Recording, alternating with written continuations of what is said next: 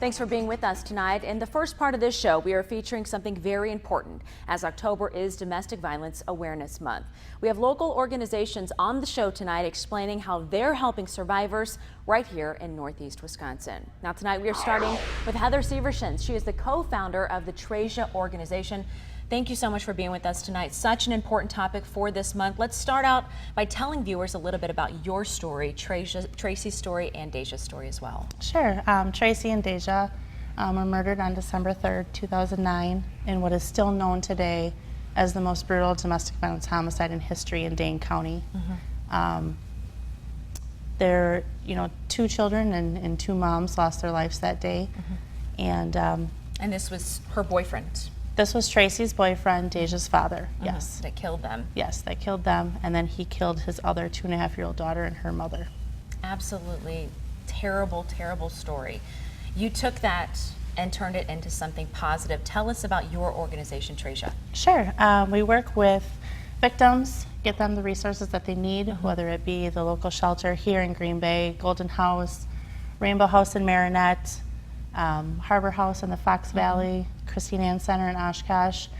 We work with them, we safety plan. That is my #1 thing with all victims, is to safety plan because it's proven to save lives. Okay. And women who have been murdered, 80% of them never reached out for services. Really? And that is scary.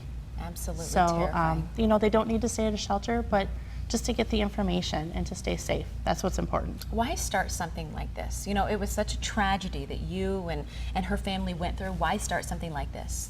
It was important for us because we did not know. We knew nothing about domestic violence. We knew nothing about the dangers. And if we didn't know anything about it, that means a lot of people are feeling the same way. Absolutely. So just we wanted to being in change that that. unknown. Absolutely. So that's why it's so important, you were talking about, to develop that safety plan. What are some of the warning signs that we should be looking for when it does come to domestic violence? Domestic violence, it's different in every situation. There's no cookie cutter plan. Sure. That's why we recommend reaching out for the services to get the experts or to an organization like ours. Isolation is a big one. If you start feeling someone being isolated, pulling away from their family, their friends, that's a big cue.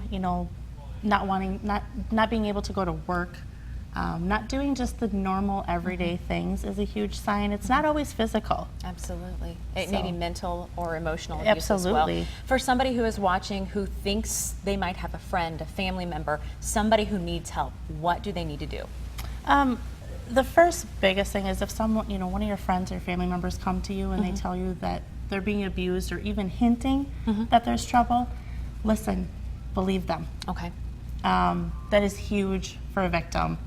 And, and you yourself, being the friend or the family member, can reach out to those local services and find out, what can I do for them? Right. There's nothing wrong with calling. Picking up a phone and just calling and asking a question. It's completely confidential. It might be that first step that person Absolutely. needs. And that phone call can save lives. Absolutely. Thank you so much for being with us. Thank and thank you so much for all that you do. All your support. Again, for more information about TraJa's and TraJa's Heart, visit our website and click on this story.